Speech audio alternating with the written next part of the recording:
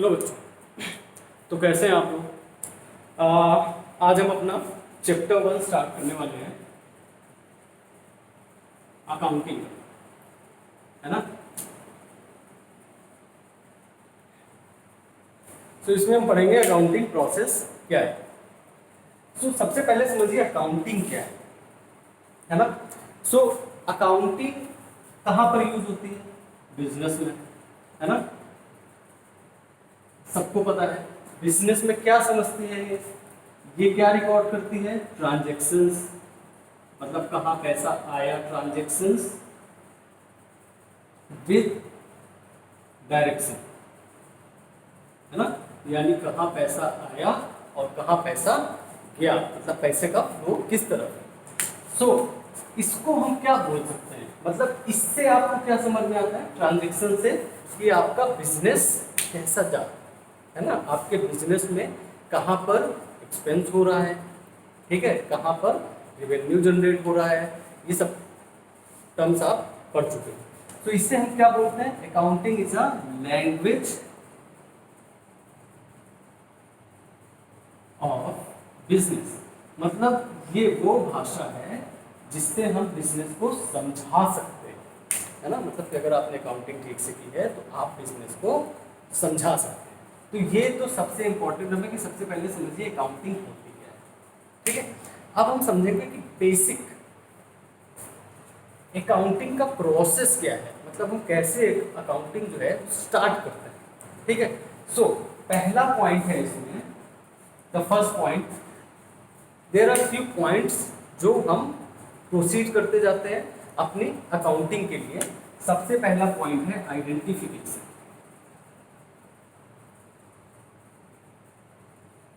Okay, देखिए identification क्या होता है।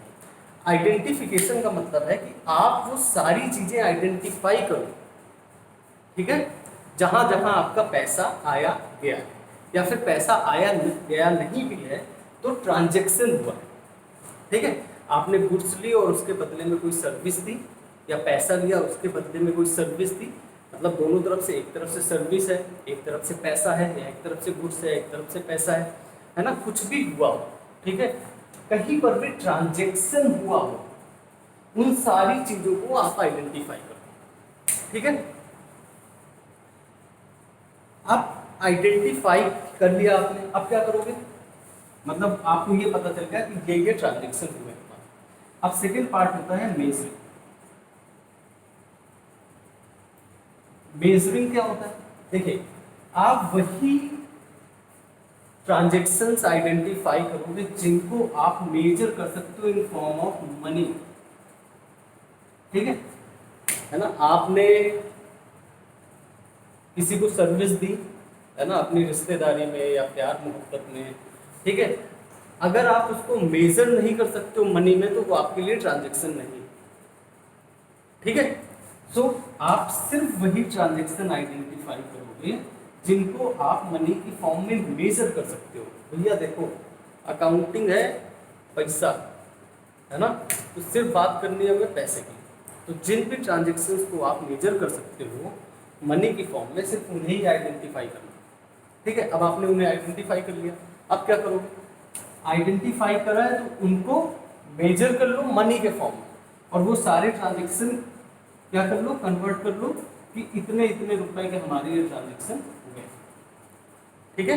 Measure in the form of money. Clear है? बहुत बढ़िया। अब आपने पता कर लिया, मेजर कर लिया, अब फटाफट एक कोई कॉपी बुक उठाओ, है ना, और उसमें रिकॉर्ड कर दो, मतलब सारे मेजर ट्रांजैक्शंस का रिकॉर्ड, है ना।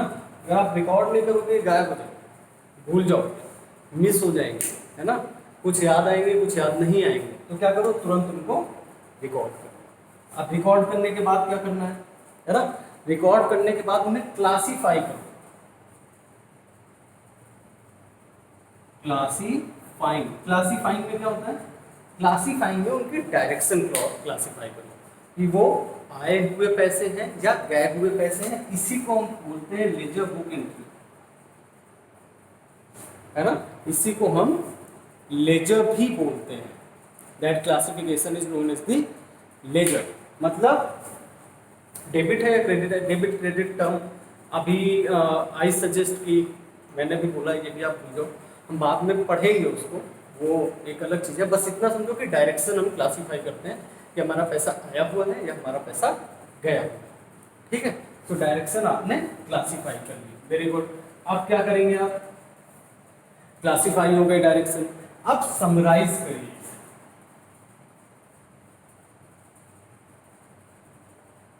ठीक, समराइज करिए मतलब अब देखिए भैया आपका पैसा ज़्यादा गया है या आपके पास ज़्यादा आया है, जो भी आपकी सारी ट्रांजेक्शन है जोड़ घटा के, किसी से उधार लिया फिर उसको उधार दिया आपने, है ना, जितना भी बैलेंस है, जितना भी आना जाना है, उन सबको आप समराइज कर दो।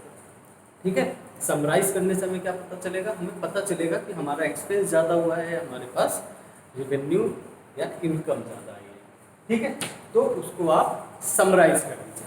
समराइज करने के बहुत सारे मेथड होते हैं, 3 मेथड में भी, trial and error, profit and loss, and तीसरा होता है बैलेंस शीट, है ना। ये 3 मेथड होते हैं हमारे पास ट्रांजेक्शन समराइज करने के लिए। जिसको नहीं दिख रहा है ऐसे देखिए।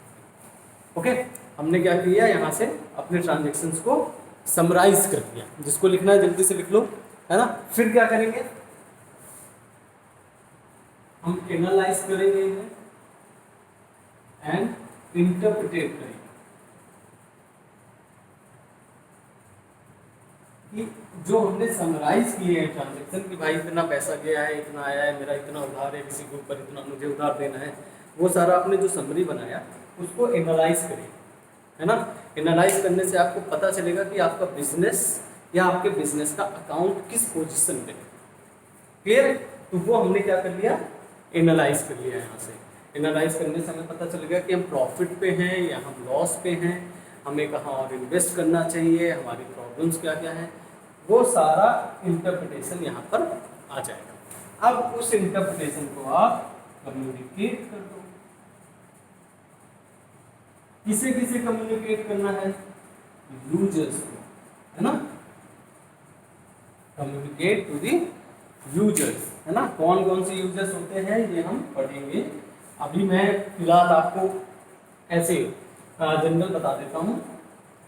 एक तो होते हैं एक्सटर्नल यूजर्स, है ना, जैसे जो सामान आपका खरीद रहा है, कोई गवर्नमेंट बॉडीज़ हैं वो हैं यूजर्स, उनको आपकी अकाउंटिंग इन्फॉर्मेशन की ज़रूरत पड़ेगी। ठीक है, या फिर कोई रिसर्च कर रहा है आप पे, या फिर बैंक या फाइनेंशियल इंस्टीट्यूशन जिससे आपको लोन लेना है। ठीक है, वो सब होते हैं एक्सटर्नल यूजर्स, हम इसे डिटेल में पढ़ेंगे। और दूसरे होते हैं इंटरनल यूजर्स, है ना। इंटरनल यूजर्स मतलब आपका स्टाफ। अब आपको बहुत प्रॉफिट हो गया है, आपके स्टाफ को पता होना चाहिए कि आप प्रॉफिट में हैं, है ना, क्योंकि उन्हें बोनस देना है, उनकी सैलरीज बढ़ानी है, ये सारी चीज़ें, तो स्टाफ को ज़रूरत होती है। मैनेजमेंट, आपके मैनेजमेंट को पता होना चाहिए कि आपकी अकाउंटिंग पोजीशन क्या है, ताकि वो अगर कहीं और इन्वेस्ट करना चाहते हैं, मतलब उनको डिसीजन मेकिंग में हेल्प करता है आपका अकाउंटिंग इन्फॉर्मेशन, सो उनको पता होना चाहिए, है ना। सो इंटरनल यूजर्स होते हैं, कुछ एक्सटर्नल यूजर्स होते हैं, उनके बारे में हम डिटेल में पढ़ेंगे। बट हम अभी क्या कह सकते हैं कि अगर आपको अकाउंटिंग को डिफाइन करना हो तो accounting is the process of identification, measuring and recording, then classifying and then analyzing the classifying information and then interpretate it and to communicate to the users, है ना। सो एक बार देखो यार, ये जो अकाउंटिंग है ना, ये मिक्सचर है आर्ट का एंड साइंस का, है ना। इसमें साइंटिफिक एनालिसिस भी है और ये आर्ट भी है। तो हम अगर इसको लिखना चाहें तो हम इसको लिख सकते हैं, accounting is an art of recording, classifying, then summarizing in a significant manner। significant manner का मतलब कि ये जो सारे आइडेंटिफाइड ट्रांजेक्शन हैं ये आपने मेजर कर लिए हैं मनी की फॉर्म में, that is significant manner, and in terms of money obviously, in the terms of money, transaction and events, ठीक है, which are in part at least of financial character, मतलब कुछ भी हुआ हो, आपका ट्रांजेक्शन हो या कोई इवेंट हो, मतलब जहाँ पर पैसे का कुछ भी हुआ हो, वो सारा आपने आइडेंटिफाई करके मेजर कर लिया है, देन उसको रिकॉर्ड करके क्लासीफाई कर लिया है और फिर समराइज कर लिया है, ठीक है। एंड देन फिर सेम जो आपकी समरी है उसको इंटरप्रेट करके कम्युनिकेट कर दिया है अपने यूजर्स में, वेदर बीइंग एक्सटर्नल यूजर और इंटरनल यूजर्स। ओके, सो ये है हमारा अकाउंटिंग एंड अकाउंटिंग प्रोसेस, ठीक है। आई होप कि आप सभी लोगों को यहाँ तक क्लियर होगा। अगले में हम पढ़ेंगे features of accounting, branches of accounting, objective and advantages of accounting, and then